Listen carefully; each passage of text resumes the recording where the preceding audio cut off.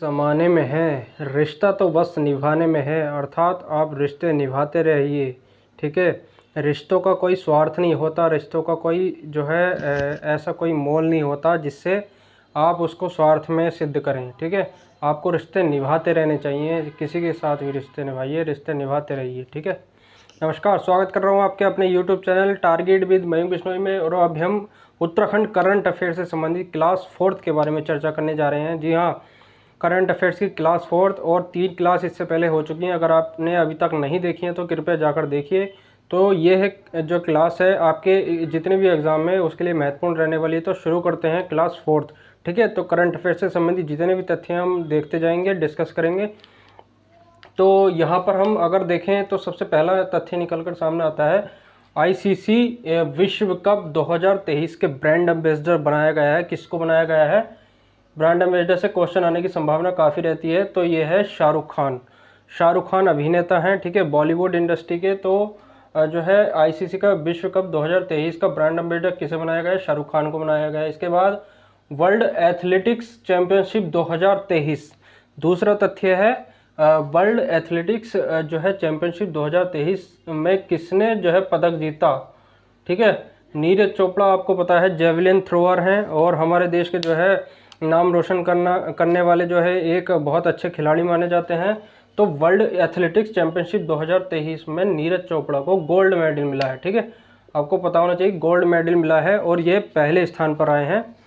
तो यहाँ क्लियर हो जाती है बात। अगर क्वेश्चन सामने आए तो इसको आप डील कर लेना। ठीक है, तो 88.17 मीटर की जो है इन्होंने जो है थ्रो की है और इसमें जो है इनको जो है फर्स्ट प्राइज मिला है, गोल्ड मेडल मिला है। ठीक है, तो इसमें एक चीज़ और है, जो है डायमंड लीग दूसरे स्थान पर, डायमंड लीग में ये दूसरे स्थान पर आए हैं। ठीक है, डायमंड लीग में दूसरे स्थान पर आए हैं। बढ़ते हैं अगले तथ्य की ओर। तो यहाँ एशिया कप 2023, एशिया कप 2023 में विजेता कौन रहा है? ये भारत रहा है। ठीक है, तो श्रीलंका से रहा है। एशिया कप 2023 अगर क्वेश्चन पूछा जाए किसने जीता है तो आपको टिक करना है भारत। ठीक है, विजेता कौन रहा है? हमारा देश भारत रहा है।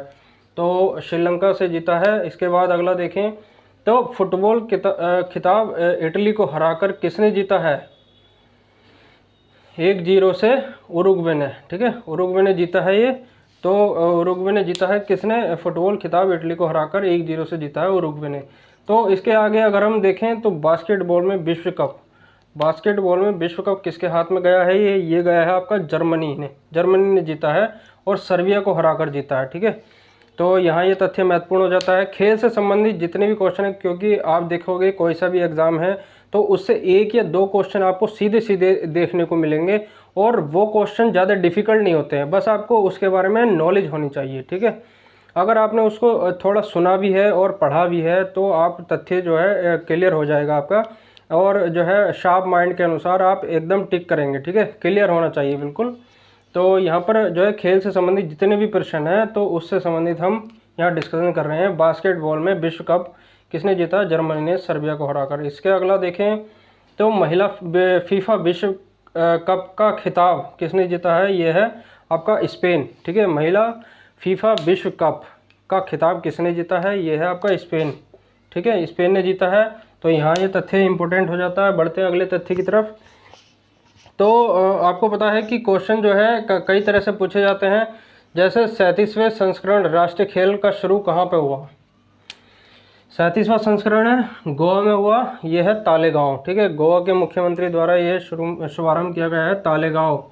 ठीक है, तालेगांव कहाँ पड़ता है? गोवा में पड़ता है। ठीक है, उसके बाद अगला तथ्य देखें, यूपीआई एटीएम। ठीक है, तो यूपीआई द्वारा एक जो है आपको पता है कि यूपीआई पेमेंट करने का एक जो है डिजिटल जो है माध्यम है। और यूपीआई एटीएम का आरंभ जो है पहला, यूपीआई एटीएम का आरंभ जो है पहला जो है हुआ है, ये किसके द्वारा किया गया है? ये किया गया आपका NPCI, national payment corporation of India. ठीक है, एनपीसीआई के द्वारा लॉन्च किया गया है और इसका नाम जो है हिटाची मनी स्पॉट। ये क्यों किया गया है? सुविधाजनक करने के लिए, यानी कि लोगों की सुविधाओं को बढ़ावा देने के लिए उनके जो है किस प्रकार से और सुविधाजनक बनाया जा सकता है, उनके जो है किसी भी प्रकार के डिजिटल लेन देन को कैसे जो है सुविधाजनक और सरल तरीके से किया जा सकता है, उसके लिए यूपीआई जो है यूपीआई एटीएम का शुभारंभ, यानी कि पहला यूपीआई एटीएम का शुभारंभ किया गया है। आपने जितने भी जो है आप देखते होंगे कि जितने भी आप पेमेंट करते हैं या तो लेन देन करते हैं तो डेबिट कार्ड जो है क्रेडिट कार्ड के द्वारा किया जाता है, और जो है कुछ ऐप्स होते हैं मोबाइल में तो आप उसके द्वारा पेमेंट करते हैं। तो यहाँ पर जो है सबसे महत्वपूर्ण तथ्य निकल कर आता है, यहाँ से क्वेश्चन पूछे जाने की संभावना है। तो यूपीआई जो है एटीएम का पहला शुभारंभ लॉन्च किया गया NPCI national payment of corporation of India, ठीक है। इसका नाम है हिटाची मनी स्पॉट। इसका जो है ये सुविधाजनक, ठीक है, लोगों की सुविधाओं को बढ़ावा देने के लिए शुरू किया गया है। इसके बाद अगर हम अगला देखें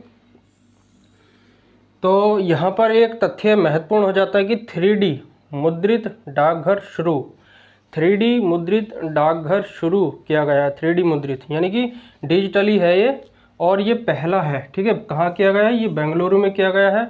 तो बेंगलुरु कहाँ पड़ता है? आपका पता है कि कर्नाटक की राजधानी बेंगलुरु, ठीक है। और इसको आईआईटी का हब भी माना जाता है, जो है टेक्नोलॉजी का हब माना जाता है बेंगलुरु को, ठीक है। तो यहाँ पर आप ध्यान रखेंगे इस तथ्य को, 3D मुद्रित डाकघर शुरू कहाँ किया गया? बेंगलुरु में, और यह जो है पहला है, ठीक है। तो बढ़ते हैं अगले तथ्य की तरफ। तो ये है आपका महिला आरक्षण विधेयक 2023। काफ़ी चर्चाओं में रहने वाला विषय है और बहुत इंपॉर्टेंट है। यहाँ चाहे तो आप डबल स्टार लगा सकते हैं, ट्रिपल लगा सकते हैं, क्योंकि कुछ क्वेश्चन पूछे जाने की प्रबल संभावना है, ठीक है। तो क्वेश्चन कहाँ से बन सकता है? महिला आरक्षण विधेयक 2023 में कितने प्रतिशत आरक्षण का प्रावधान किया गया है? तो आपको बता दें कि 33% महिला आरक्षण का जो है प्रावधान किया गया है, और इसकी जो है मांग लंबे समय से की जाती रही है, और कई सरकारें आईं, कई सरकारें गईं, और लगातार इस पर जो है विचार विमर्श चर्चा का विषय बना रहता है, और हर बार यह जो है मुद्दा सुर्खियों में भी बना रहता है। लोग इसकी जो है मांग भी करते हैं, और महिलाओं की शक्ति को बढ़ावा देने, महिलाओं को जो है राजनीतिक रूप से नेतृत्व प्रदान करने के लिए महिला आरक्षण विधेयक 2023 को लाने के रूप में जो है यह संशोधन विधेयक लाया गया था, और यह पास भी हो चुका है। आपको पता है कि जो 33% जो है आरक्षण की बात कर रहा है, ये किसके द्वारा प्रस्तुत किया गया है? इससे इम्पोर्टेंट तथ्य ये है कि यह किसके द्वारा प्रस्तुत किया गया है, ये कौन सा संविधान संशोधन विधेयक है। तो आपको बता दें कि यह अर्जुन राम मेघवाल, ठीक है, अर्जुन राम मेघवाल जो केंद्रीय कानून मंत्री हैं, ठीक है, उन्होंने जो है यह विधेयक पेश किया था, और यह 128वां क्वेश्चन पूछा जा सकता है कि कौन सा जो है संशोधन विधेयक के द्वारा लाया गया है। तो आपको बता दें 128 128वां संशोधन विधेयक के द्वारा यह लाया गया है। 128वां संशोधन विधेयक के द्वारा लाया गया है नारी शक्ति वंदन अधिनियम। इसको जो है हमारे जो केंद्रीय कानून मंत्री हैं उन्होंने जो है अर्जुन राम मेघवाल जी, उन्होंने इसको नाम दिया है नारी शक्ति वंदन अधिनियम, ठीक है। यह नारी की शक्ति को बढ़ावा देने वाला सामाजिक रूप से, आर्थिक रूप से, राजनीतिक रूप से उनको नेतृत्व प्रदान करने के लिए यह महिला आरक्षण विधेयक 2023 को लागू किया गया है और पेश किया गया है, पास हो गया अब ये। तो यहाँ से क्वेश्चन पूछे जाने की काफ़ी ज़्यादा संभावना, आप इस पर ध्यान दीजिएगा।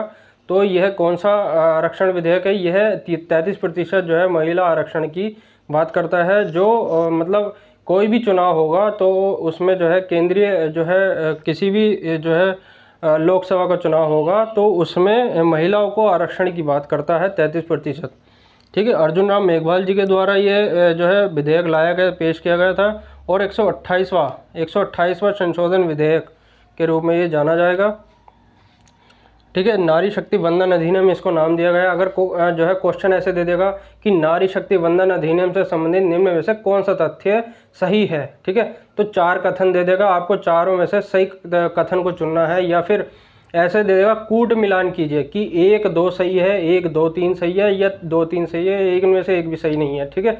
तो आपको वहाँ पर जो है सही क्वेश्चन के जो है सही टिक करके आना है, ठीक है। आपको जो है उन तथ्यों के बारे में पता होना चाहिए, तो ये जो है इम्पोर्टेंट हो जाता है। तो यहाँ हमने डिस्कस कर लिए पूरे 10 तथ्यों के बारे में। सबसे ज़्यादा इम्पोर्टेंट है, क्वेश्चन पूछे जाने की काफ़ी संभावना है, तो आप इसको ध्यान रखिएगा। तो मिलते हैं अगली वीडियो में। ऐसे ही हम जो है लगातार वीडियो बनाते रहेंगे, तो कृपया चैनल को सब्सक्राइब करिए, वीडियो को शेयर करिए, लगातार जुड़े रहिए, ठीक है। मिलते हैं अगली वीडियो में, धन्यवाद।